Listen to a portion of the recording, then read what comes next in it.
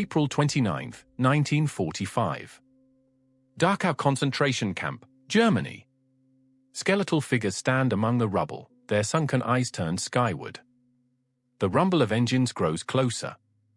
Another air raid, they think. Another wave of death from above. But what falls from the planes that day will change their understanding of war, of humanity, of hope forever.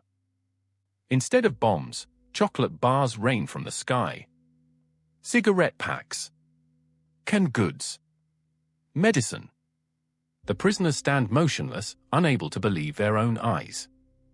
A man weighing less than 90 pounds picks up a Hershey's bar from the mud. His hands shake so violently he cannot unwrap it. Tears stream down his gaunt face. Beside him, a woman clutches a pack of Lucky Strike cigarettes like they're made of gold. This is not fiction. This is not propaganda. This is the untold story of Operation Manna, Operation Chowhound, and dozens of smaller mercy missions that transformed the final days of World War II. The story of how chocolate and cigarettes became weapons of liberation, how former bomber crews became angels of mercy, and how a single candy bar could taste like freedom itself. Don't let history be forgotten. Subscribe to the channel so these stories live on. No one believed what rained down that day.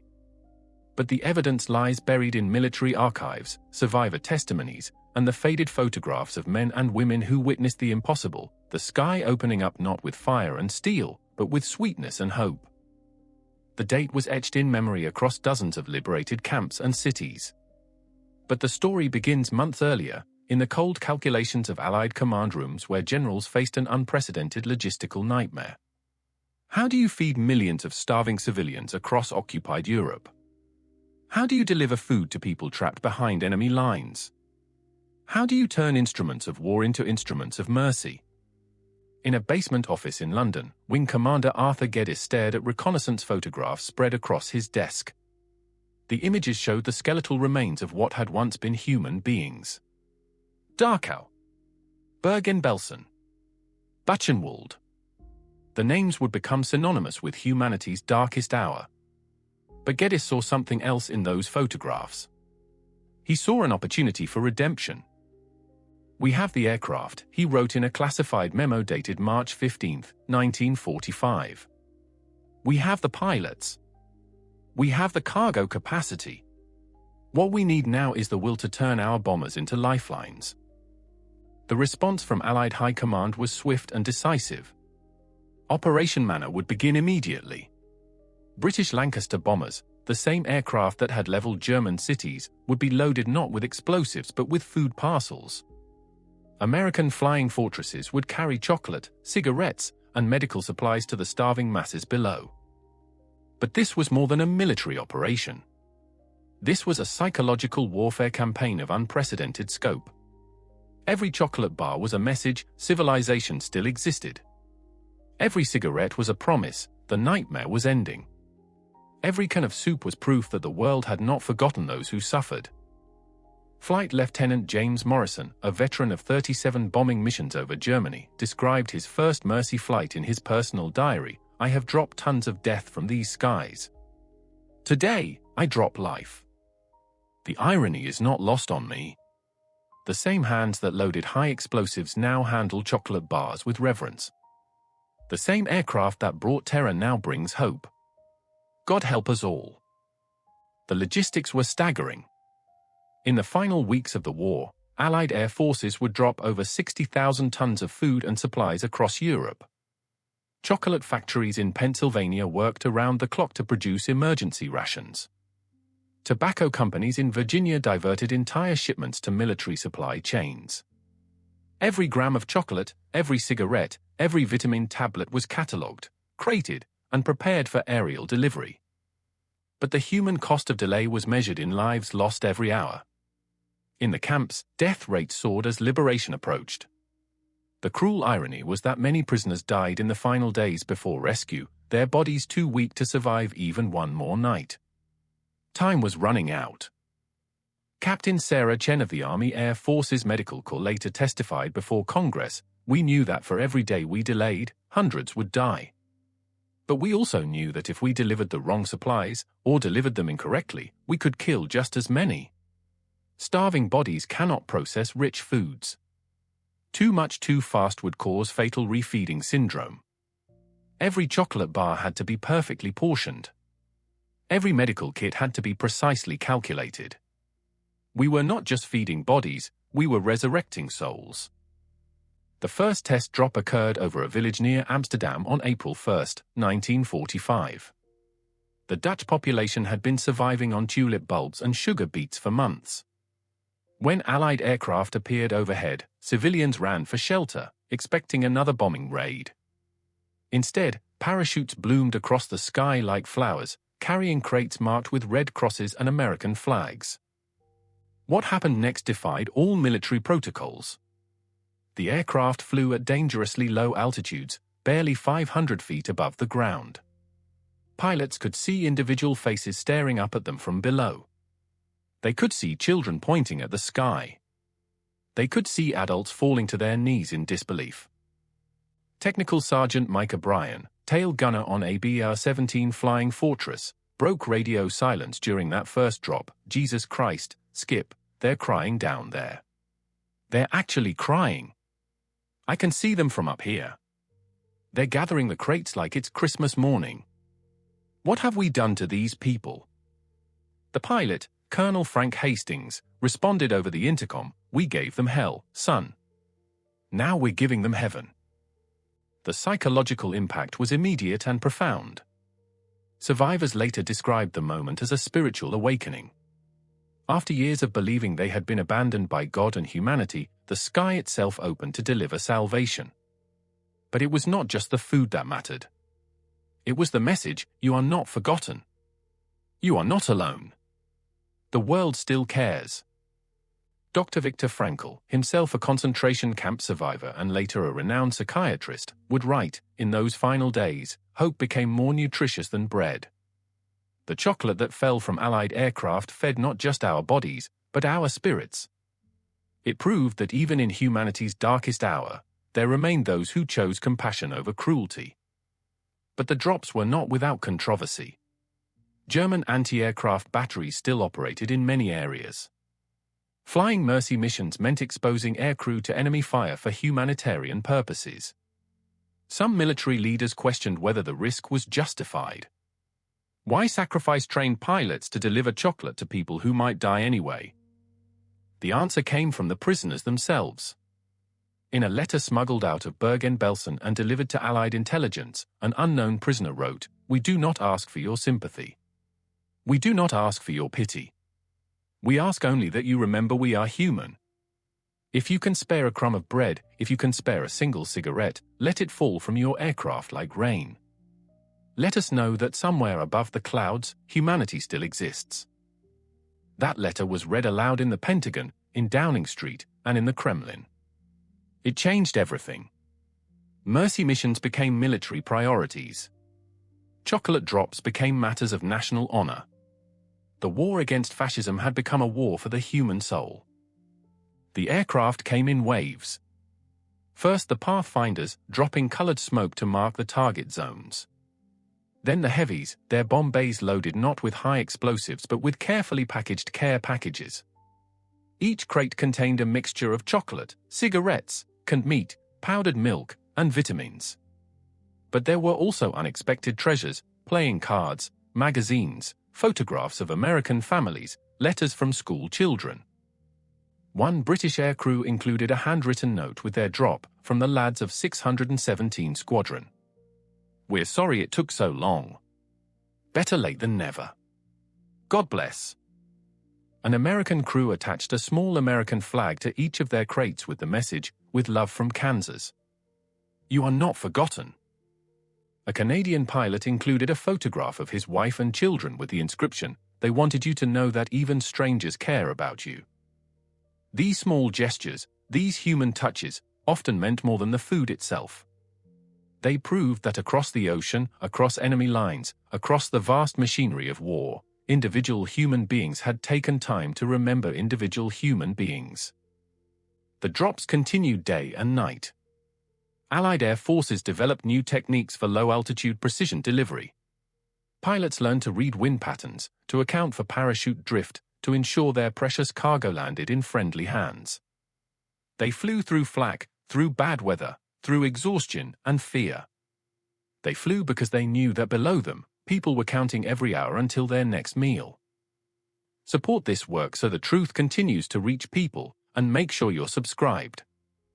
But the most dramatic drops occurred in the final weeks before German surrender.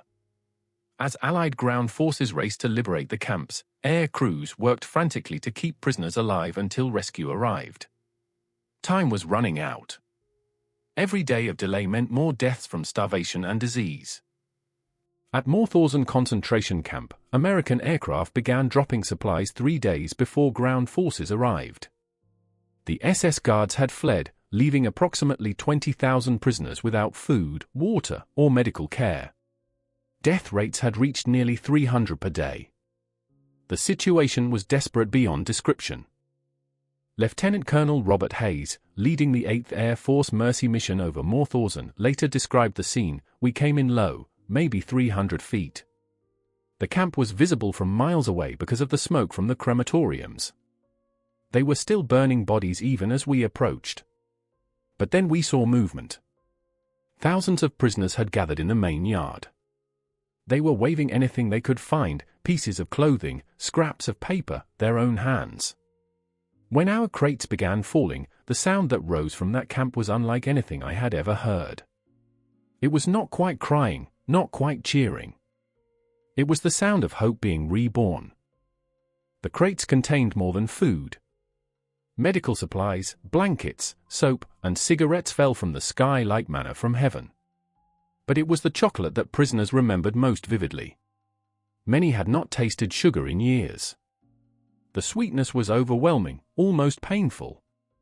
Grown men wept as they chewed tiny pieces of Hershey's bars, making each gram last as long as possible. Survivor testimony from Mauthausen records the moment I held that piece of chocolate on my tongue until it dissolved completely. I did not want to swallow it because I knew it might be the last sweet thing I would ever taste. But when it was gone, I looked at the wrapper and saw words in English: "Made in Hershey, Pennsylvania, USA." That was when I knew the Americans were real. That was when I knew we would survive. The chocolate came from an unexpected source. The Hershey Company, working with the U.S. War Department, had developed a special high-energy chocolate bar called the Ration D bar. It was designed to taste just a little better than a boiled potato, so soldiers would eat it only in emergencies. But in the concentration camps, it tasted like paradise. Milton Hershey himself, founder of the company, personally approved the emergency production runs for the Mercy missions. In a letter to the War Department, he wrote, "If our chocolate can bring even a moment of joy to these suffering souls, then every factory, every worker, every ounce of cocoa will be devoted to this purpose. Let sweetness triumph over bitterness." Similar scenes played out across Europe. At Bergen-Belsen, British aircraft dropped cigarettes along with food supplies. For many prisoners, tobacco was not a luxury but a necessity. Cigarettes could be traded for extra food rations. They could be used as currency in the camp's shadow economy. They provided a few minutes of mental escape from unbearable reality. But more than their practical value, cigarettes represented normalcy. Before the war, smoking had been a social activity, a moment of relaxation, a symbol of adult sophistication. In the camps, sharing a cigarette became an act of resistance against dehumanization. It proved that prisoners were still capable of choice, still capable of pleasure, still fundamentally human. George Orwell, reporting on the liberation of Bergen-Belsen for the BBC, observed, "I watched as two skeletal men shared a single cigarette, passing it back and forth with ceremonial care.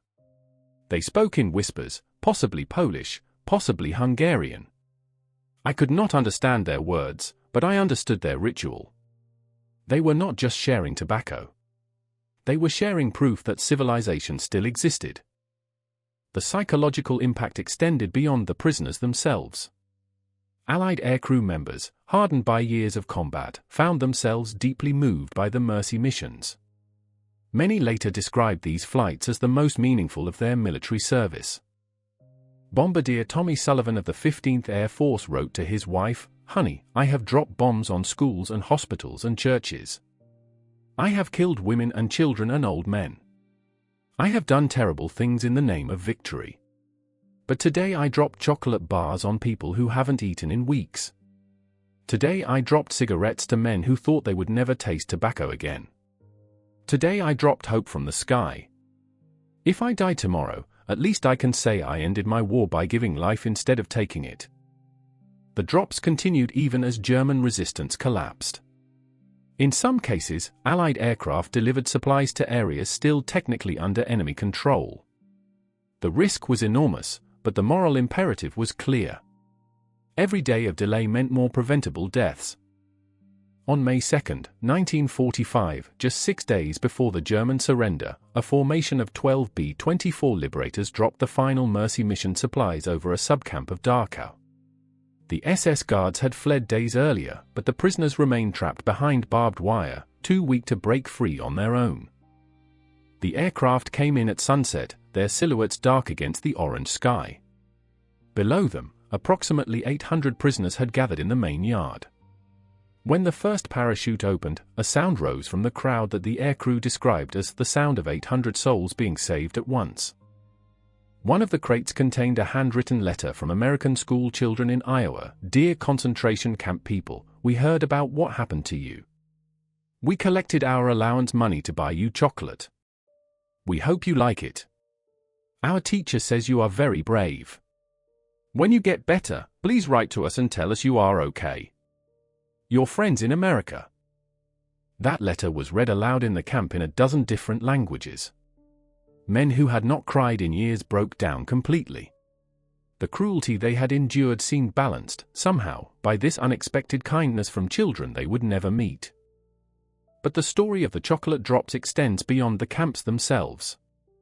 As Allied forces advanced across Germany, they discovered that the Nazi regime had systematically starved entire civilian populations. In the Netherlands, the hunger winter of 1944 to 1945 had killed over 20,000 Dutch civilians. In parts of Germany, food rationing had broken down completely, leaving millions dependent on Allied charity for survival. The Mercy missions expanded rapidly. Aircraft that had once carried 1,000-pound bombs now carried 1,000-calorie rations. Crews that had once aimed for military targets now aimed for soccer fields, public parks, and market squares in starving cities. The drops over Amsterdam became legendary. On May 1, 1945, one day before the German surrender in the Netherlands, Allied aircraft began Operation Manna, the largest humanitarian airlift in military history up to that time. Over the course of 8 days, RAF and USAF aircraft dropped over 11,000 tons of food to the starving Dutch population. The chocolate in those drops came from British emergency reserves. Cadbury, Rowntree, and other British confectionery companies had stockpiled chocolate for exactly this purpose. When the call came, they responded without hesitation. Factory workers volunteered for overtime shifts. Truck drivers worked around the clock to transport chocolate to military airfields. The entire British confectionery industry mobilized for humanitarian warfare. One Cadbury executive wrote in his memoirs, "We had spent 5 years restricting chocolate production, rationing cocoa, limiting sugar content. Suddenly we were told to produce as much chocolate as possible as quickly as possible." The irony was remarkable. The same rationing system that had limited civilian chocolate consumption now became the mechanism for emergency chocolate production. Every bar we made would feed someone who might otherwise starve. The Amsterdam drops were conducted at dangerously low altitudes. Some aircraft flew as low as 50 feet above the ground. Pilots could see individual faces looking up at them. They could see children running after falling crates. They could see adults weeping with relief as parachutes opened overhead. Navigator Bill Patterson of the Royal Canadian Air Force kept a detailed log of the Amsterdam missions. Day 1. Dropped 40 crates of mixed supplies including chocolate bars over Vondelpark. Saw hundreds of people gathering below. Flying so low I could see expressions on their faces. Day 2, same route, same altitude. The crowds were bigger. Someone had painted a thank you in enormous letters across the park ground. Day 3, they had spelled out God bless in white sheets. I cried in my navigation station. But the drops were not without tragic consequences. Some parachutes failed to open, sending crates crashing into crowds below. Some aircraft were shot down by German forces who refused to honor humanitarian agreements. Some prisoners died from overeating after months of starvation, their bodies unable to process the sudden influx of rich food.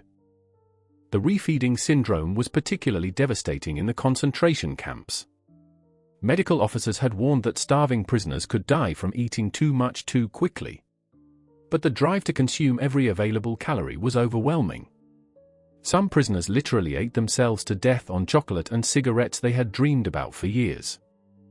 Dr. Margaret Thornton, attached to the British forces liberating Bergen-Belsen, documented the medical challenges. We faced an impossible situation. These people were dying of starvation, but feeding them could also kill them. We had to teach skeletal human beings to eat chocolate slowly, to smoke cigarettes in moderation, to resist their most basic survival instincts. The cruelty of having to limit food distribution to people who had been starving for years was almost unbearable. The solution came through careful medical supervision. Allied Medical Corps established feeding centers where chocolate and other rich foods could be distributed in controlled portions. Prisoners received small amounts of high-calorie foods multiple times per day rather than large quantities at once. The chocolate drops continued, but medical personnel monitored consumption to prevent fatal overeating. This medical supervision created some of the war's most poignant moments. Doctors found themselves rationing chocolate to people who had been denied food entirely. Nurses had to explain to starving prisoners why they could not eat as much as they wanted. The logic was sound, but the emotional impact was devastating.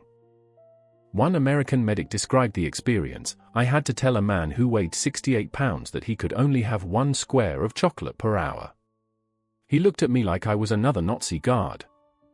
He begged me for more. He cried.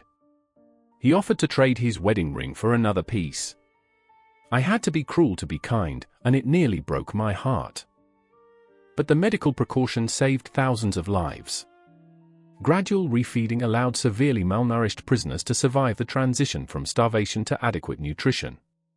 The chocolate drops, combined with medical supervision, became a model for humanitarian intervention that would be used in future conflicts and natural disasters. The psychological impact of the chocolate drops extended far beyond their immediate nutritional value. For many prisoners, the first taste of chocolate marked the exact moment when they believed they might actually survive. It was sweeter than freedom because it proved freedom was possible. Primo Levi, the Italian chemist and writer who survived Auschwitz, later wrote, "In the camps, we learned to dream of bread, to fantasize about soup, to imagine the taste of real food. But we never dreamed of chocolate because chocolate belonged to the world of the living." When American chocolate fell from the sky, it was not just food. It was proof that the living world still existed and that we might someday rejoin it. Subscribe so these forbidden stories don't vanish again. The final chocolate drops occurred on May 8, 1945, VE Day itself. As news of the German surrender spread across Europe, Allied aircraft made one final humanitarian flight over the liberated camps. This time, the cargo was purely ceremonial, the chocolate bars wrapped in messages of victory and hope. The chocolate came from a surprising source. American soldiers had voluntarily contributed their own ration chocolate for this final mission. Men who had carried D-bars through the campaigns in North Africa, Italy, and France donated their personal reserves to celebrate liberation with the prisoners they had helped to free. One soldier wrote on his donated chocolate bar, "I carried this through Sicily and France. You deserve it more than I do." Another inscription read, "From the beaches of Normandy to the gates of Dachau, we never forgot you were waiting." A third message simply said, "Welcome back to the world."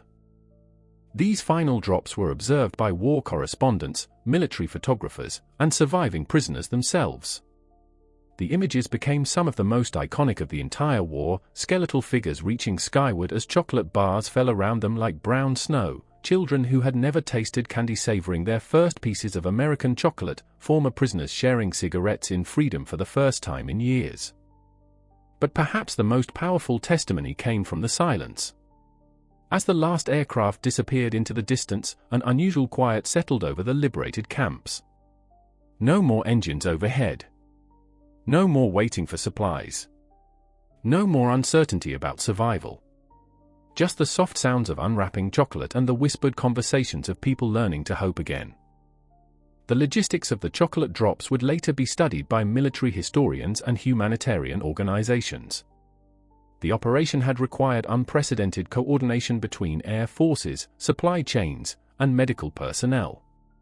Chocolate factories in Pennsylvania had worked alongside tobacco companies in Virginia, British confectionery manufacturers had collaborated with Dutch resistance networks, and military pilots had retrained as humanitarian delivery specialists. The numbers were staggering. Allied forces had dropped approximately 12,000 tons of chocolate, cigarettes, and related supplies over liberated territories. The chocolate alone represented the output of dozens of factories working around the clock for months. Every bar had been individually wrapped, crated, and loaded by hand onto aircraft that then flew dangerous low-altitude missions over enemy territory. But the human cost of the operation was equally significant. 37 Allied aircrew members died during mercy missions, shot down by German forces or killed in accidents caused by extremely low-altitude flying. These men died not in combat against military targets, but while delivering food to starving civilians. Their sacrifice added a tragic dimension to humanity's triumph over cruelty. Wing Commander Arthur Geddes, who had first proposed the chocolate drops, was among those killed. His aircraft was shot down over Holland during the final week of the war while delivering supplies to Amsterdam. His last radio transmission was heard by his squadron, crates away. "Chocolate delivered. Tell them we kept our promise." Geddes was posthumously awarded the Victoria Cross. The citation read, "For extraordinary courage and selfless dedication in converting instruments of war into instruments of mercy." His vision transformed military might into humanitarian hope. The end of the war brought new challenges for the chocolate drop veterans. Many aircrew members struggled with what psychologists would later recognize as moral injury, the psychological trauma of having participated in both destruction and salvation. They had dropped bombs on civilians and chocolate on prisoners, sometimes within the same week. Captain James Morrison, the veteran pilot who had written about the irony of carrying chocolate instead of explosives, returned to civilian life in Oregon. He never flew again. In his final diary entry, written 50 years after the war, he reflected, "I spent 3 years learning to kill efficiently from the sky. I spent 3 weeks learning to save lives from the sky. Guess which skill haunts my dreams? It's not the killing that wakes me up at night. It's the memory of faces looking up at me with hope instead of fear. It's the knowledge that for a brief moment, I was part of something beautiful instead of something terrible." Many of the chocolate drop veterans became advocates for humanitarian aviation in the post-war period. They helped establish the Berlin airlift in 1948, using the same low-altitude precision delivery techniques they had developed for the chocolate drops. They advised on humanitarian missions in Korea, Vietnam, and countless natural disasters around the world. The techniques pioneered during the chocolate drops became standard operating procedures for humanitarian aviation. The precision dropping methods, the medical supervision protocols, the coordination between military and civilian supply chains, all of these innovations emerged from the desperate improvisations of the final months of World War II. But the most lasting impact was psychological rather than technical. The chocolate drops proved that military force could be used for humanitarian purposes, that instruments of war could become instruments of mercy, that even in humanity's darkest hour, there remained the possibility of unexpected kindness. The survivors carried these memories for the rest of their lives. In interviews conducted decades later, they consistently returned to the same details: the sound of aircraft engines bringing hope instead of terror, the sight of parachutes opening like flowers against the sky, the taste of chocolate after years of starvation, the proof that somewhere in the world, strangers had remembered their suffering and chosen to respond with generosity. Rachel Goldstein, who survived Bergen-Belsen, spoke at Holocaust memorial events for 60 years after the war. Her standard speech always included the same passage: "They ask me what I remember most about liberation. They expect me to talk about the British soldiers, the medical care, the end of the killing. But what I remember most is a Cadbury chocolate bar that fell from the sky on April 30, 1945. I was 19 years old and weighed less than 70 pounds. I had not tasted chocolate in 3 years. When that piece of sweetness touched my tongue, I knew that kindness still existed in the world. I knew that people I had never met cared enough to risk their lives to feed me. That chocolate bar saved my soul, not just my body." The chocolate drops also had unexpected political consequences. News of the humanitarian mission spread rapidly through international media, creating enormous public support for continued Allied involvement in post-war reconstruction. The images of chocolate falling from the sky became powerful propaganda for democratic values and Western generosity. Soviet leaders, initially supportive of the mercy missions, became increasingly suspicious as they realized the political impact. Stalin ordered an end to humanitarian cooperation with Western allies in Soviet-controlled territories. The chocolate drops, intended as purely humanitarian gestures, became early symbols of the emerging Cold War divide. This political dimension added complexity to the legacy of the chocolate drops. What began as simple human compassion became entangled in geopolitical competition. The same chocolate bars that had provided hope to concentration camp prisoners became weapons in the propaganda war between democracy and communism. But for the prisoners themselves, the political implications were irrelevant. They remembered only the moment when the sky opened and salvation fell like rain. They remembered the taste of sweetness after years of bitterness. They remembered the proof that humanity was capable of choosing compassion over cruelty. The chocolate drops also inspired unexpected artistic expression among the survivors. Poems, paintings, and songs emerged from the camps in the weeks following liberation, many of them focused on the moment when food fell from the sky. These works of art, created by people who had been systematically dehumanized, testified to the power of unexpected kindness to restore dignity and hope. One poem, written by a Polish prisoner at Dachau, was later translated into dozens of languages. "From the metal birds came not fire but feast, not death but chocolate, not bombs but cigarettes. The sky that had brought us terror brought us tenderness. We who had forgotten the taste of sweetness remembered what it meant to be human." These artistic works were preserved by Allied intelligence officers and later donated to various Holocaust museums around the world. They provide unique testimony to the psychological impact of the chocolate drops, evidence that even in the most extreme circumstances, human beings retained the capacity for wonder, gratitude, and creative expression. The technological legacy of the chocolate drops also proved significant. The precision dropping techniques developed for humanitarian delivery were later adapted for military resupply operations. The parachute systems designed for food crates were refined for equipment delivery. The coordination protocols established for mercy missions became models for large-scale humanitarian operations. NASA later consulted chocolate drop veterans when developing space program supply protocols.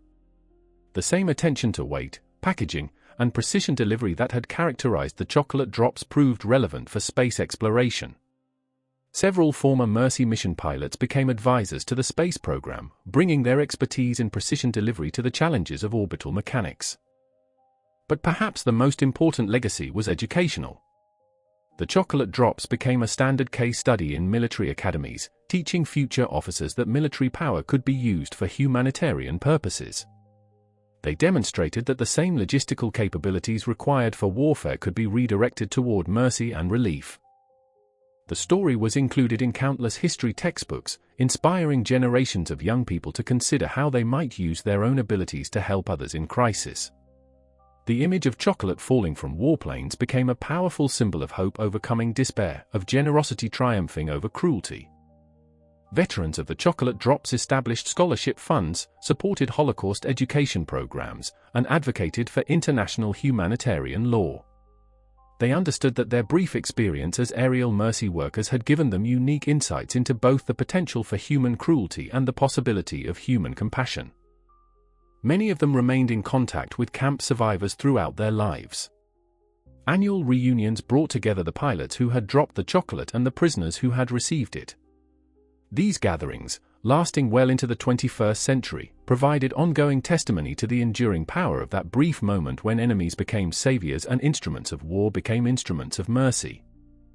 At the final reunion in 2019, 94-year-old pilot Frank Hastings met 91-year-old survivor Anna Rosenberg.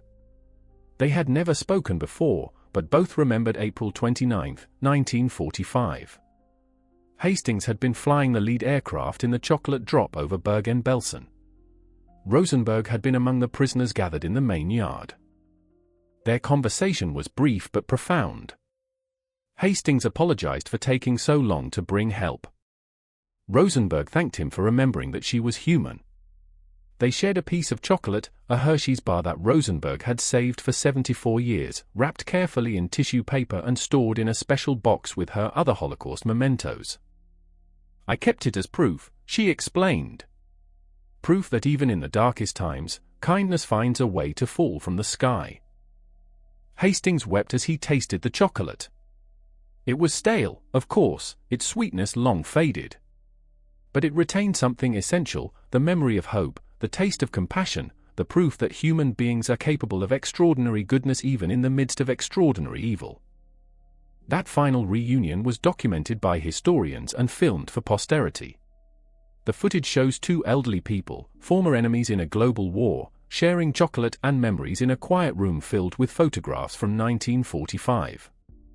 The contrast between past and present, between the skeletal prisoners and the well-fed veterans, between the chaos of war and the peace of remembrance, captured something essential about the human experience. The chocolate drops had lasted only a few weeks. The war had lasted 6 years. But the memory of sweetness falling from the sky proved more durable than the memory of bombs. Hope, it turned out, had a longer shelf life than hatred. Today, pieces of original chocolate drop packaging are preserved in museums around the world. The Smithsonian displays a Hershey's wrapper found in a survivor's luggage. The Imperial War Museum exhibits cigarette packs dropped over Holland. The United States Holocaust Memorial Museum features a recreation of an aircraft cargo bay loaded with chocolate crates. These exhibits attract millions of visitors annually. School children stare at the faded candy wrappers and ask their teachers how chocolate could be important enough to risk lives delivering. The answers vary, but they all return to the same fundamental truth: in the extremity of human suffering, the smallest gestures of kindness can mean everything. The educational impact extends beyond museums. The chocolate drops are featured in curricula around the world as examples of humanitarian action, moral courage, and the potential for transforming military capabilities for peaceful purposes. Students study the logistics, the psychology, the political implications, and the lasting legacy of those brief weeks when chocolate rained from the sky. Military academies use the chocolate drops as case studies in moral leadership.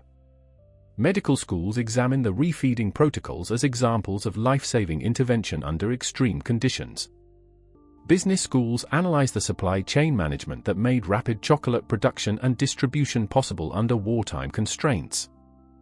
But the most powerful educational impact comes from survivor testimony. As long as survivors remained alive to tell their stories, they consistently returned to the chocolate drops as pivotal moments in their experience. The narrative of liberation always included the moment when food fell from the sky, when enemies became providers, when the impossible became reality. Their testimony reminded audiences that history is made not just by political leaders and military commanders, but by ordinary people who choose compassion in extraordinary circumstances. The aircrew who volunteered for mercy missions, the factory workers who produced emergency chocolate, the medical personnel who supervised careful refeeding, all of them contributed to a moment of collective human decency that transcended national boundaries and political divisions. The decline in survivor testimony as the generation passed away created new challenges for preserving the memory of the chocolate drops. Historians rushed to document every remaining account, to preserve every artifact, to record every detail before living memory faded into written history. Digital preservation projects captured thousands of hours of survivor interviews, pilot memoirs, and archival footage. Virtual reality experiences allowed new generations to experience simulated chocolate drops from multiple perspectives. Interactive educational programs taught students to calculate supply requirements, plan flight routes, and understand the logistics of humanitarian aviation. These technological approaches to historical preservation ensured that the story of the chocolate drops would survive even after the last witnesses were gone. But they also raised questions about the authenticity of digital memory compared to living testimony. Could virtual reality capture the emotional impact of chocolate falling from the sky? Could interactive simulations convey the psychological transformation of hope replacing despair? The answer, according to educators and historians, was both yes and no.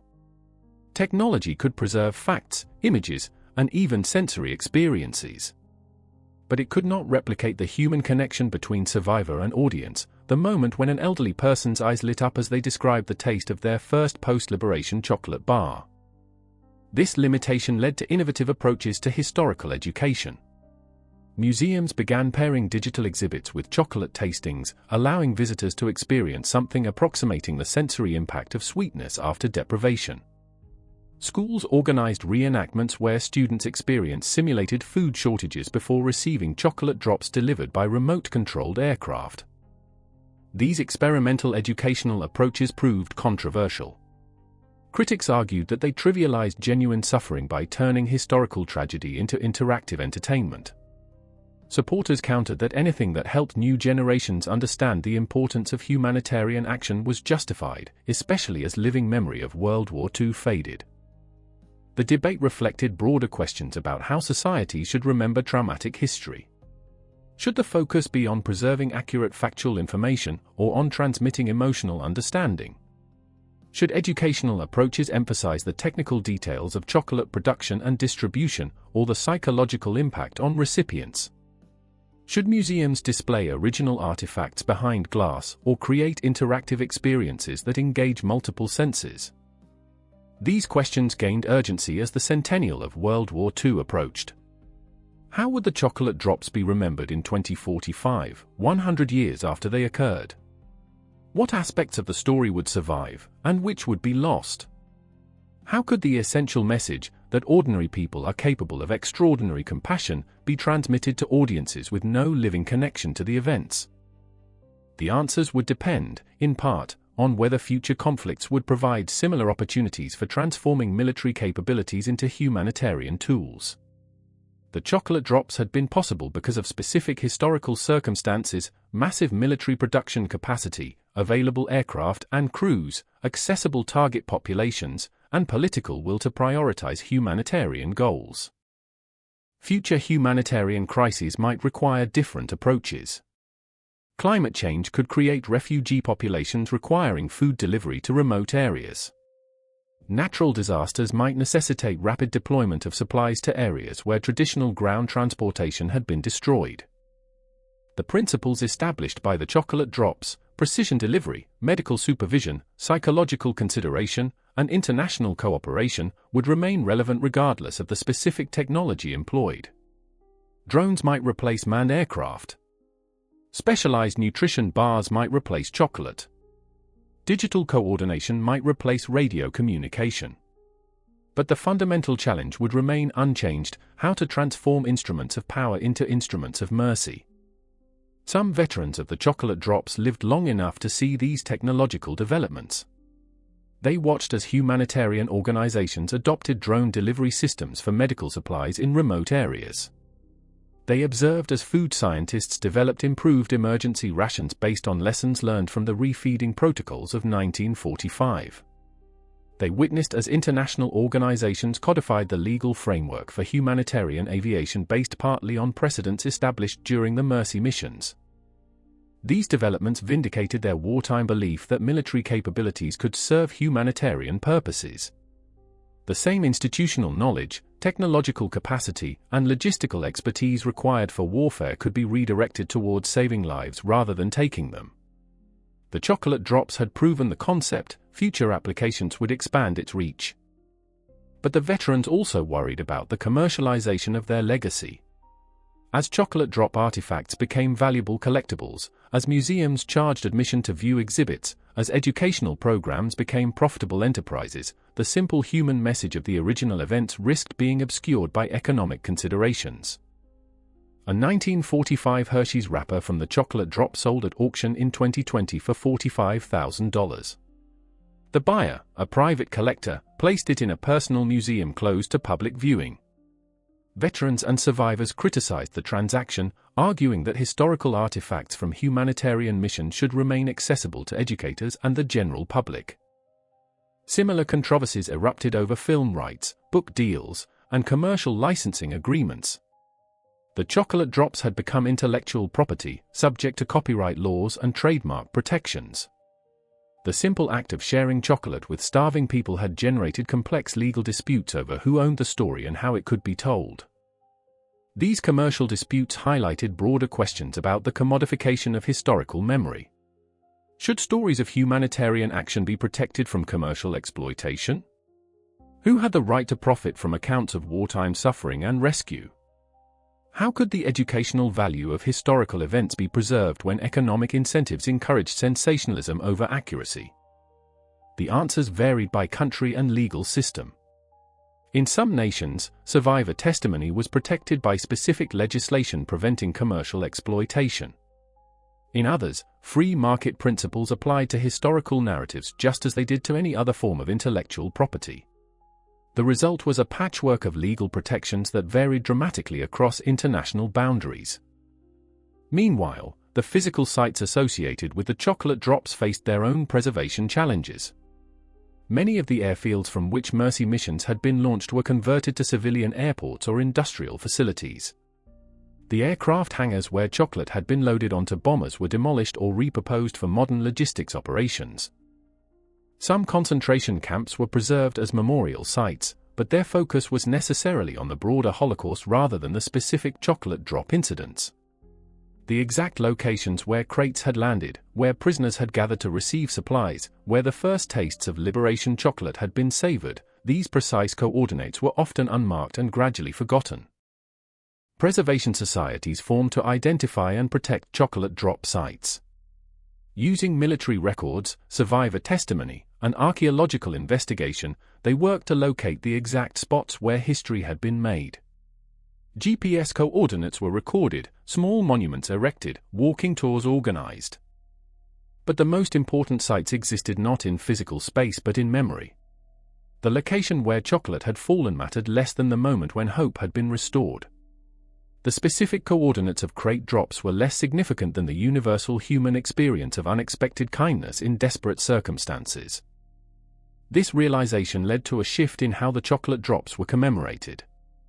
Instead of focusing exclusively on geographical locations and historical artifacts, educators began emphasizing the psychological and moral dimensions of the story. What mattered was not where the chocolate had fallen, but why it had fallen. Not the technical details of aircraft cargo capacity, but the human decision to use that capacity for mercy rather than destruction. This philosophical approach to historical memory resonated with new generations facing their own moral challenges. Students studying the chocolate drops were asked not just to memorize dates and statistics, but to consider their own capacity for compassion in difficult circumstances. What would they sacrifice to help strangers in crisis? How would they transform available resources from destructive to constructive purposes? These questions gained particular relevance as global conflicts created new refugee crises, as natural disasters displaced millions of people, as economic inequality generated widespread hunger and homelessness. The chocolate drops provided a historical precedent for humanitarian action, but they also posed contemporary challenges. What was the equivalent of dropping chocolate in the modern world? Some answers came from unexpected sources.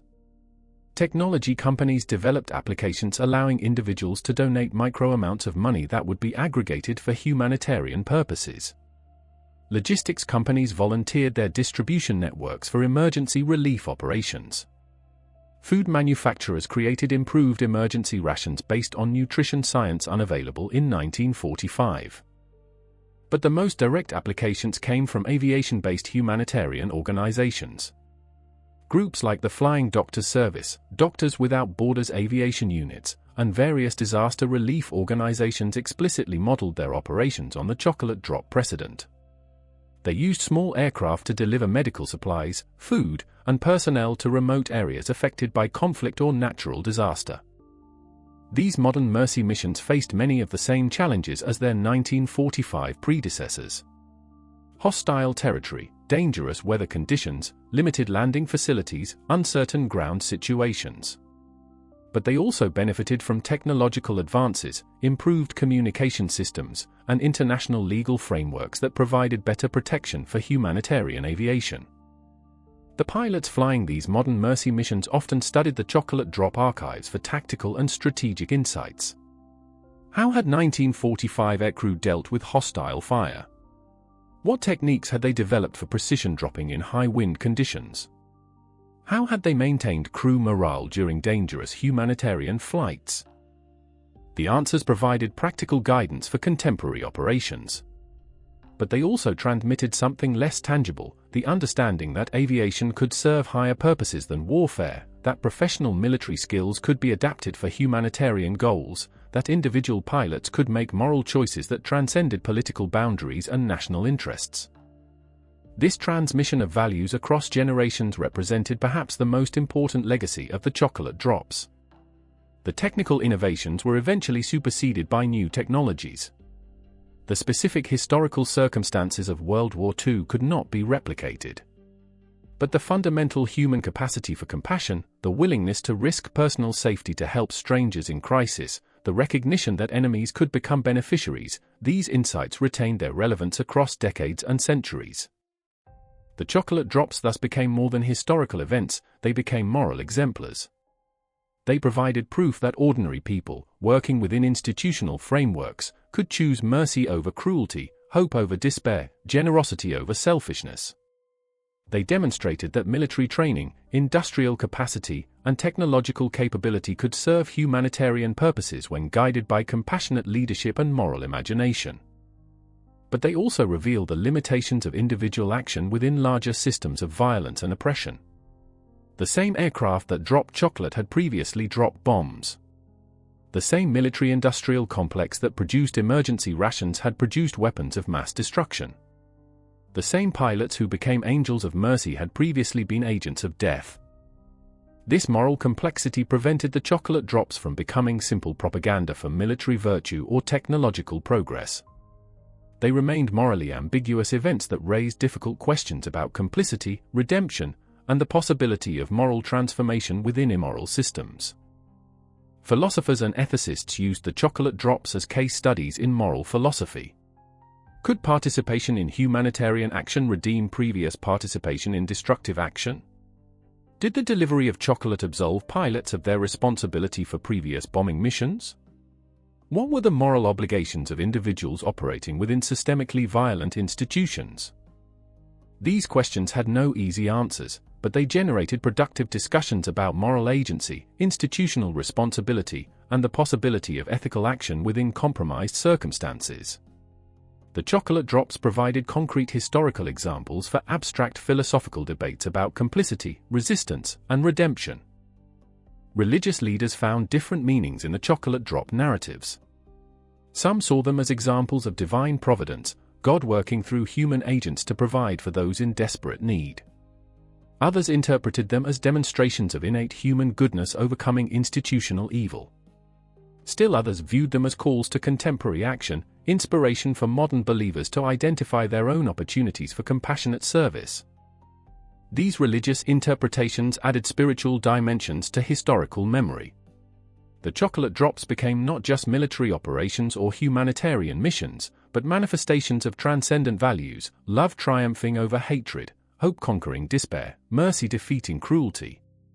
They provided concrete examples of abstract theological concepts about divine intervention, human redemption, and the ultimate victory of good over evil. But secular interpretations proved equally powerful. Humanist organizations used the chocolate drops as examples of ethical action based on reason and compassion rather than religious faith. They demonstrated that concern for human welfare could motivate extraordinary generosity even in the absence of explicit spiritual beliefs. Scientific organizations focused on the technical innovations and logistical achievements represented by the chocolate drops. They highlighted the engineering solutions, the medical protocols, the supply chain management, and the organizational coordination that had made the missions possible. For them, the chocolate drops demonstrated human problem-solving capacity rather than spiritual or moral transformation. These multiple interpretations enriched the legacy of the chocolate drops by allowing different communities to find relevant meaning in the same historical events. Veterans could focus on military professionalism and tactical innovation. Survivors could emphasize the psychological impact of unexpected kindness. Educators could highlight lessons about humanitarian action and moral leadership. But all interpretations shared common elements: recognition that ordinary people had chosen compassion over cruelty, that institutional power had been directed toward mercy rather than destruction, that hope had been maintained even in humanity's darkest hour. These shared insights provided common ground for diverse communities seeking to understand both historical events and contemporary challenges. As the 80th anniversary of the chocolate drops approached in 2025, commemoration events were planned around the world. Museums organized special exhibits. Schools developed curriculum units. Documentary filmmakers produced new accounts incorporating recently discovered archival material and survivor testimony. But the most meaningful commemorations were small and personal. Individual families gathered to remember relatives who had participated in the missions as aircrew, factory workers, medical personnel, or recipients. Community organizations planted memorial gardens. Local historical societies erected modest monuments acknowledging their connections to the global story. These intimate commemorations captured something essential about the chocolate drops that larger public events sometimes missed. The missions had succeeded not because of grand strategic vision or technological superiority, but because individual human beings had made countless small decisions to prioritize compassion over efficiency, mercy over military protocol, hope over despair. The legacy lived on in these individual choices: the pilot who volunteered for dangerous humanitarian flights, the factory worker who stayed late to produce emergency rations, the medical officer who took extra time to explain refeeding protocols to confused prisoners, the survivor who chose to remember kindness rather than cruelty. Each of these individual acts had been small, perhaps insignificant in the larger context of global warfare. But collectively, they had created moments of transcendence that lasted far beyond the specific historical circumstances that produced them. They proved that even in systematic evil, space remained for systematic good. Even in institutionalized cruelty, individuals could choose institutionalized mercy. The chocolate drops thus became both historical events and moral possibilities. They provided evidence that extraordinary compassion was achievable within ordinary institutional frameworks. They demonstrated that military capability, industrial capacity, and technological innovation could serve humanitarian purposes when guided by ethical leadership and sustained by individual moral commitment. But they also revealed the fragility of such moments. The transition from warfare to mercy had required specific historical circumstances: military victory that freed aircraft for humanitarian missions, industrial capacity that could rapidly switch from weapons to food production, command structures flexible enough to authorize unprecedented mercy operations, and individual personnel willing to risk their lives for people they had never met. These circumstances could not be easily replicated. Future conflicts might not provide similar opportunities for transforming military resources into humanitarian tools. Future crises might require different approaches to emergency assistance. Future generations might face moral challenges that could not be resolved by dropping chocolate from aircraft. But the essential lesson remained constant: human beings retained the capacity for extraordinary compassion even in the most extreme circumstances. Military training could coexist with humanitarian instincts. Institutional power could serve moral purposes. Individual choices could create collective transformation. The chocolate drops had lasted only weeks. The memory of sweetness falling from the sky would last forever. In the ruins of war, even a single bar of chocolate had proven capable of tasting like life itself.